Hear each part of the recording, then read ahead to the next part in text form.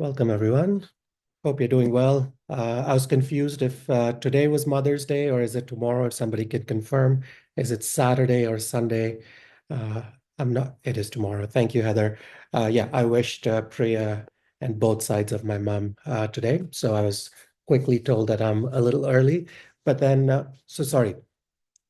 Checking in from Mexico City. I'm not in Ottawa, so I'm a little lost on my time and space matters. But apparently, here in Mexico City, everybody's celebrating it today.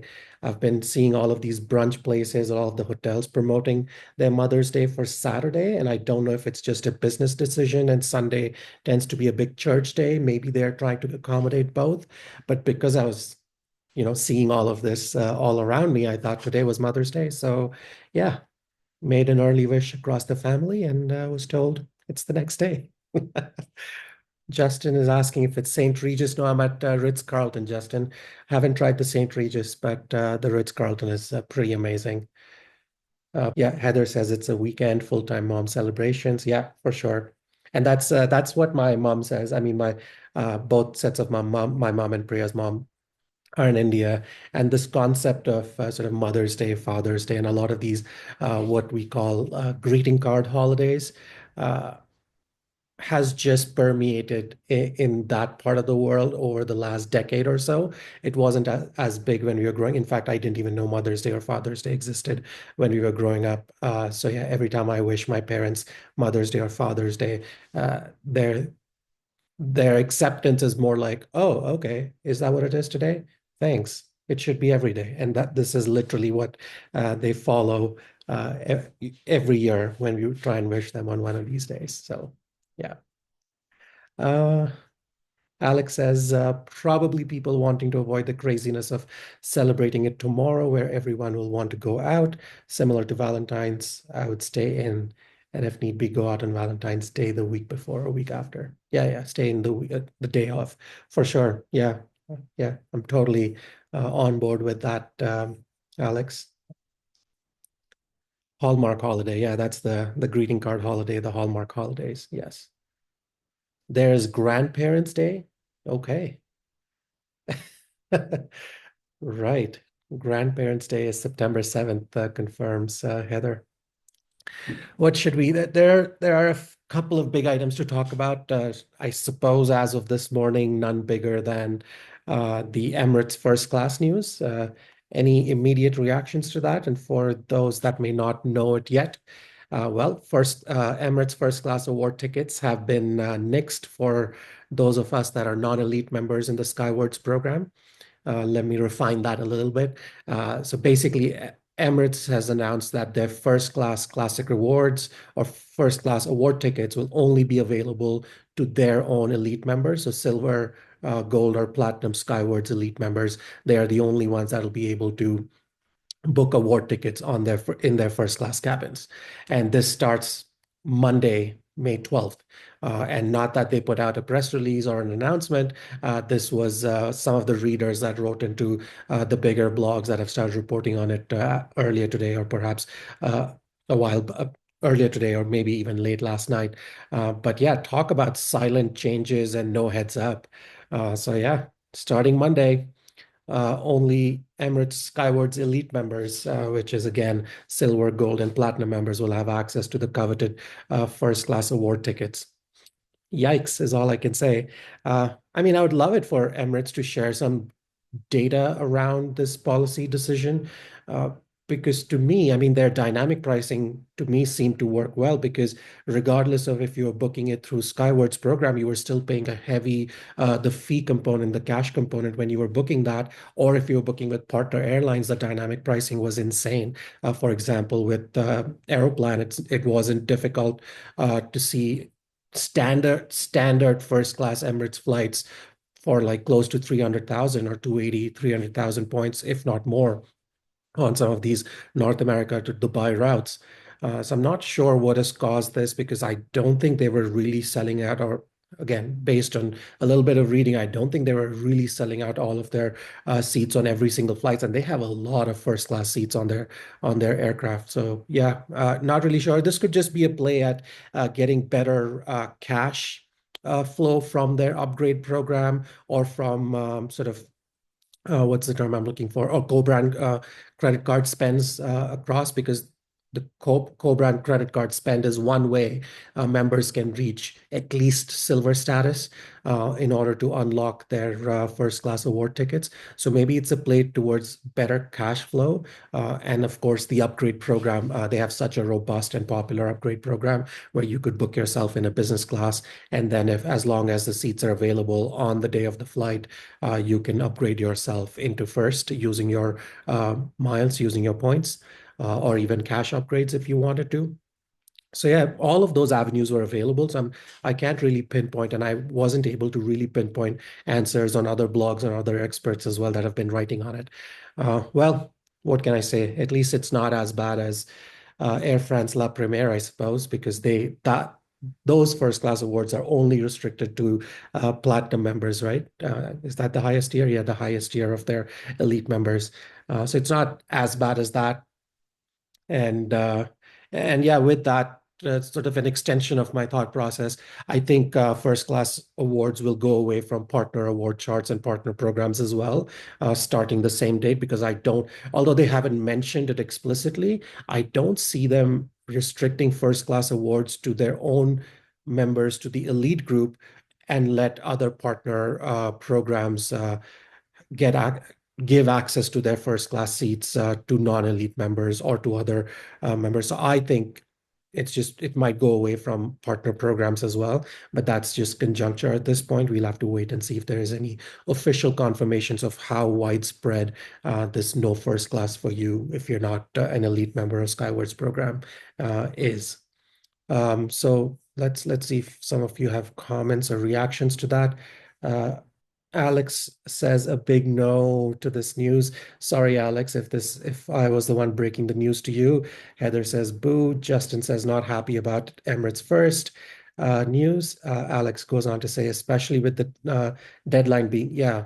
I mean, it's not a deadline when you're not the ones that have gone out with a press release and given everybody a heads up. A true deadline is when you reach out to all of your members through proper communication channels and say, hey, we are giving you a little bit of heads up, even if it's say 2 weeks, a month at least. But in this case, it seems like somebody randomly noticed a little notice banner while they were browsing their Skywards Award program and mentioned it to a few bloggers, and then it sort of picked up everywhere else. Yeah, so I wouldn't call it a deadline, but yeah, I suppose May 12th. Alex says, I'm 99% sure that Emirates has the largest first class footprint. Yeah, you wouldn't be wrong, Alex. I think you're right. Justin is more hopeful than all of us. Justin says, hopefully it's fake news. Oh, Justin, you're cute. Alex says, it is still bad.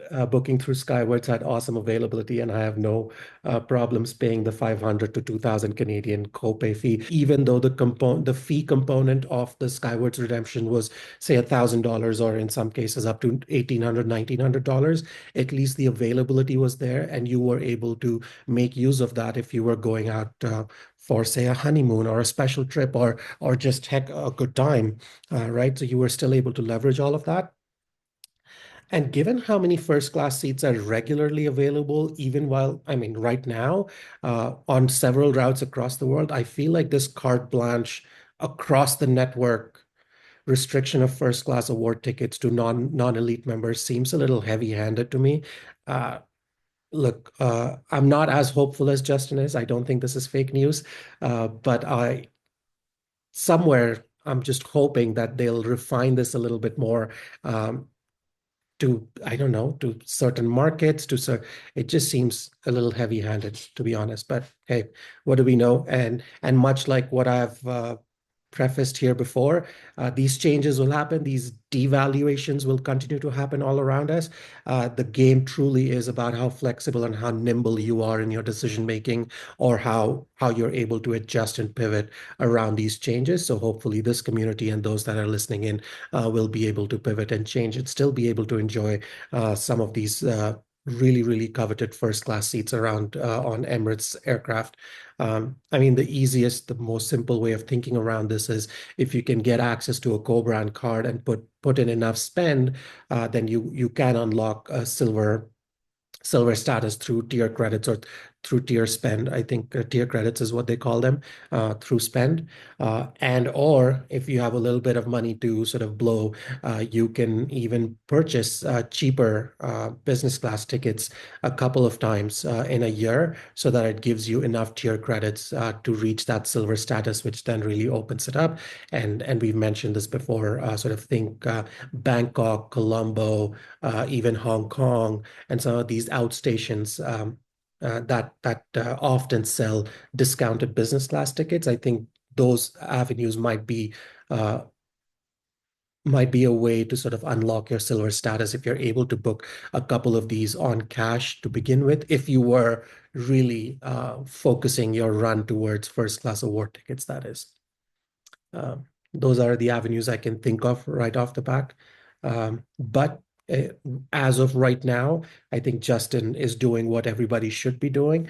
Justin says, I flew Emirates first, JFK to Milan, summer 2024, and a whole bunch of other flights, but I still want to fly it again, missing the uh, Emirates Game Changer. And he goes on to say, I might book the Game Changer before May 12th. Right. And, you know, given that this news has really now picked up across the points sphere, you shouldn't be surprised that a lot of these seats that were even available as of this morning are being snapped up, especially on the bigger, more popular routes. So yeah, if you haven't already spent the time, go ahead, spend some time and look at what availabilities might be out there that you can still grab before May 12th. So that was sorry to start off on a bit of a bummer, folks. But yeah, and speaking of sort of continuing the restrictions theme here, a softer change, perhaps. Hyatt also announced a soft change to their policy, and they added a limit of 10 awards that can be received as a gift. And this policy takes place June 7th, 2025. So again, this is a proper heads up, almost a full month that you get. And basically what they're doing is that they're likely trying to restrict the sort of the buying and selling that happens around these awards. So they're restricting how many awards you can receive as a member, but there's no change on how many awards you can earn as a member and continue to gift to other members. It's just you won't be able to gift more than 10 awards to a particular member because that's the restriction on receiving. But if you want to spread the love across several family and friends, you can easily do that as long as you're under the 10 awards. And because it sort of gives a broader 10 awards language, the understanding is this applies across the board to sort of guest of honor certificates, suite upgrade certificates, and the whole bit. So it's a combination of all of those. As if you hit 10 in a year, that'll be the restriction on your account. Again, repeating it, to receive the awards. It's not how many you can earn, it's how many you can receive as a gift from other World of Hyatt members. So yeah, this is a bit of a softer change, but a proper heads up that we've gotten from Hyatt, which is good. Let's pivot towards more Canada-centric news, and in this case, none bigger than over the last week. Delta and Korean Airlines are acquiring 25% stake in WestJet. And I wrote a little piece which was a critical lens, and I wanted a chance to get your reactions to that and see what you think about this. Because okay, let's start with what the news is first. Let's start with the positives rather. So the news obviously is that Delta and Korean Airlines are set to acquire 25% stake in Delta. So obviously still a minority stake. Onyx Group continues to be the owners, the majority owners of a legacy Canadian brand, which is WestJet. So yeah, on the positive side of this news, the positive things that I can think of are obviously WestJet gets an injection of cash through the sale, or will get an injection of cash through the sale if it is approved. All of this is pending approvals from authorities, from regulatory bodies. So we'll wait and watch if this gets a final approval. But if and when they do, obviously WestJet will get a good chunk of cash coming their way, so they can put that towards their sort of align it towards upcoming fleet and route expansions. WestJet already had an existing sort of partnership uh, with Delta, and they were really serving their hubs. And this new news, if it goes through, I can see an enhanced sort of partnership where WestJet plays a more prominent role in bringing people to bigger Delta hubs, especially connecting them into international routes. Um, from these Delta hubs, which is great news. And also, if this happens, WestJet will have a more sort of even keel or a better keel to compete with their North American competitors, particularly with Air Canada across North America and beyond. But now let's flip that, right, and say what happens to the prices, sort of that prices on, especially on routes that are mutually beneficial to say WestJet and Delta, especially here in North America, or even international routes that they fly, right? Will Delta, because now they're on the board as minority stakeholders, will they have a say on how WestJet expands in the future? So future expansions and ambitions might have a bit more of a say from the new minority owners, especially on direct routes with Europe and Asia. Oh, the piece that we missed was, as part of the announcement, WestJet also shared that Delta has uh, Delta wants to share a small portion. I think it was 2.3% of that stake if this is approved with Air France KLM, which is also a prominent SkyTeam partner. So then if that happens, and if Europe approves, regulatory bodies in Europe approve that, then we have Air France and KLM on the board as well as a minority stakeholder. So what happens to these direct routes that we have with Air France and KLM, especially going out of Canada and the US into say Europe, uh, how will WestJet compete with that? Would options start to dwindle? Whereas right now, if this doesn't exist, WestJet has pressure on them to build more routes and networks for their membership and compete on these routes. But will we see that competition sort of dwindle over time? And then we've seen this with previous consolidation in the airline industry, right? Especially when it comes to mutually beneficial routes or overlapping routes and ambitions. They sort of prices go up, and monopolistic pricing, there is a danger of monopolistic pricing that can happen. I'm not saying it will happen, but these are things that obviously the regulatory bodies will look at before finalizing all of these. So yeah, it remains to be seen. And I think in a dynamic world, if this does happen, if cash prices become, if they go higher, you can bet your bottom dollar that your points award redemptions in a dynamic world are going to be much more expensive as well. So I don't think it's particularly good news if you think about it from that aspect. I think the only other sort of positive that the obvious other positive that we can all gather from this is WestJet members can easily sort of a seamless travel, especially to longer routes to Europe or Asia if they're going through Delta hubs. So it will open up a few more of those options for seamless travel between WestJet, Korean, Delta, and all of them. But you can't really ignore what happens to competition and pricing in a longer run.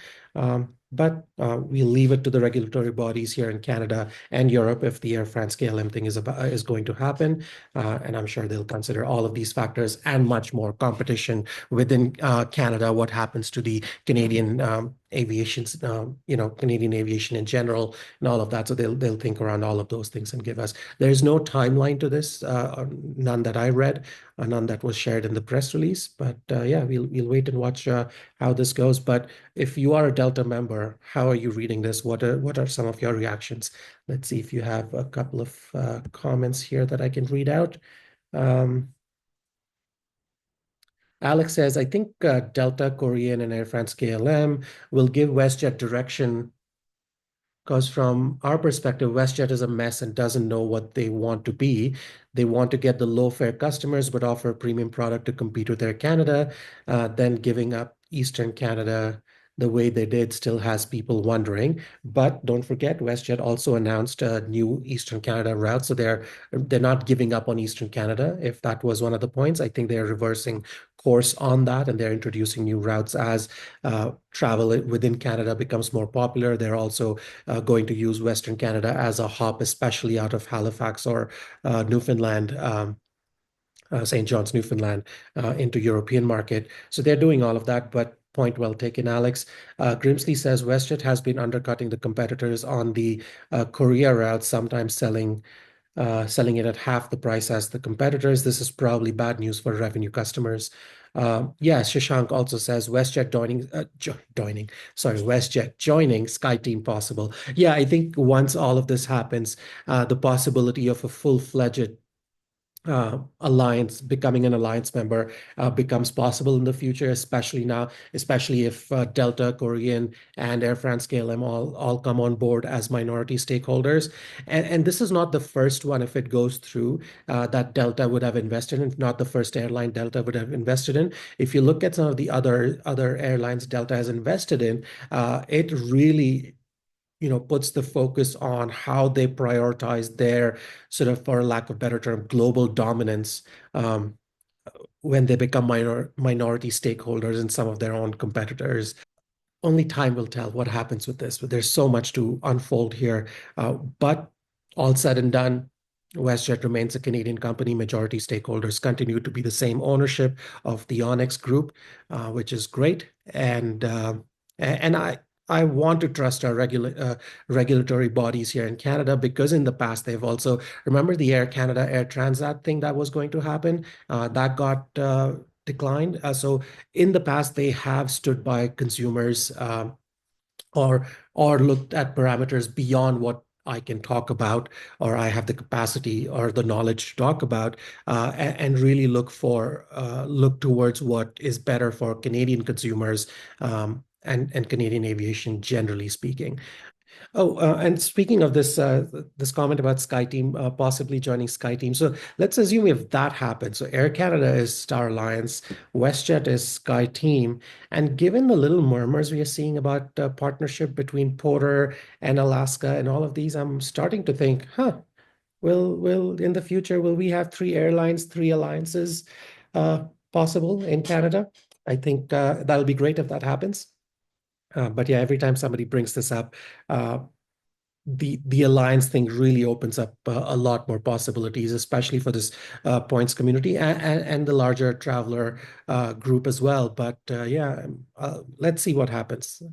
If that happens, then yeah, WestJet could well be on their way to becoming a SkyTeam member, and then that leaves Porter well positioned if they want to in the future. Not that I know, but it won't remain as competitive if more and more of these alliance members become minority stakeholders with the competition itself, right? So there's that. Right. On to some Air Canada news now. Air Canada showing more love to Latin America and announced an expanded winter schedule starting 2026 with the addition of 4 new destinations and 13 new routes. Some of the highlights I'm just going to read out. I have it listed here. Some of the new routes that they are looking at is Toronto to Rio, Cartagena in Cartagena is Colombia, right? Colombia, rather. Uh, so this is again Toronto to Puente Pitre. I don't even know where that is, to be honest. And Toronto to Guadalajara. And then the other routes out of Montreal are Santiago, Cartagena, Guatemala City, which is great. Quebec City, this was a niche. Quebec City to Fort de France. Fort de France is in the Caribbean. Not sure exactly where, but I know it's in the Caribbean. It's overseas French sort of, what do they call it? Wanted to say colony. It's not a French colony, but overseas French territory. That's the word. Yes. Out of Halifax, Halifax gets Bahamas. So Nassau County, or not Nassau County, sorry, Nassau, Bahamas, and Montego Bay, Jamaica, and the same 2 destinations for Ottawa as well. So Ottawa gets direct routes to Bahamas, to Nassau, and Montego Bay, Jamaica. Vancouver gets Huatulco. I have, again, one of those routes that I have no idea where this is. But yeah, great announcements, especially when you think of it piggybacked on the announcement for the free and fast Wi-Fi that will now be available on all Air Canada flights within North America, Mexico, the Caribbean, and sun destinations generally. So we're talking about speeds that will allow you to do, you know, that's what they're claiming, video services, gaming on your personal devices, and much more, which is fantastic news. It's been a while coming, but I'm glad Air Canada has finally announced that, even within the region here. And then international routes will follow in 2026. Um, and their certification is still pending. Certification and installation on the smaller Q400s that run out of Billy Bishop is still pending, but they say that'll be ready with the same fast and free Wi-Fi for all members by the end of this year, by the end of 2025. So fantastic news between the route expansions and the Wi-Fi that's coming to us.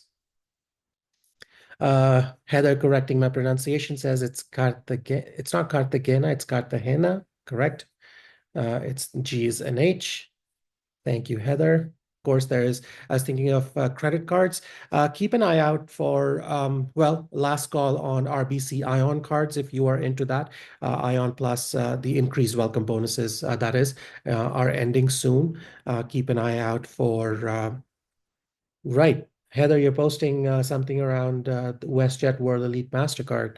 Uh, well, yeah, WestJet World Elite Mastercard also announced. Thank you for. I may as well talk about it. You can earn up to 70,000 points with the WestJet RBC World Elite Mastercard, which is fantastic. And this recent switch that WestJet made from WestJet dollars to WestJet points was followed by this amazing offer that came through the WestJet RBC World Elite Mastercard, which is a bonus of 70,000 points. You get the round trip companion voucher every year that you're keeping that, or you can exchange it for 4 lounge passes if you wanted to.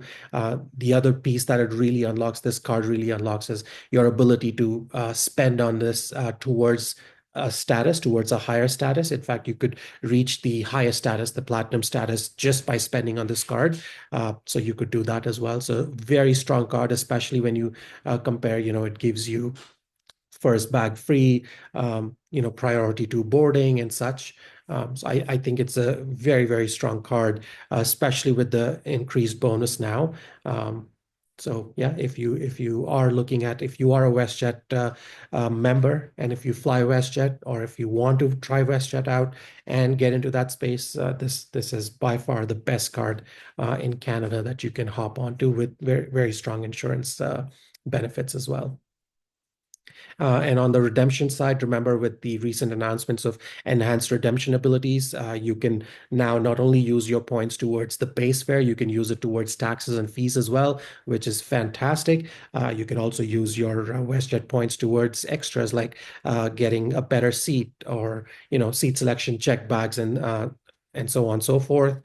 So really, really, these points are now going much further than they used to maybe a month ago when WestJet points was WestJet dollars. Grimsley is asking, any scoop on when the CIBC TD Aeroplan subs getting a bit better? Grimsley, no scoop there. Unfortunately, I have nothing on my radar to suggest anything new and big is coming with both of those cards, CIBC or TD for that matter. Heather says, too busy working the Porter card minimum spend for 2 people. Yep, if you got the Porter card through the waitlist offers, I see more and more chatter around people trying to meet the requirements and when they'll get their spend bonuses and so on and so forth. From what I read, the bonuses are not forthcoming immediately as you meet the minimum spends, but there's a bit of a cycle. I don't have the dates, so I don't want to give you wrong ones, but make sure you check the terms and conditions to understand when you can get some of those bonuses after you've met your minimum spend requirements. Justin says, any new TD TD first class travel offers coming soon? No, there's no new ones coming through. Like, the current one is the highest and probably the best ones out there. So this heads up was more for you to, if you are planning to sort of get that card, this month may be a good time to do it, is the best I can tell you for now. Have a lovely weekend yourself. Enjoy the weekend, whatever you're doing, and stay in touch. All right, folks, take care. Have a good one.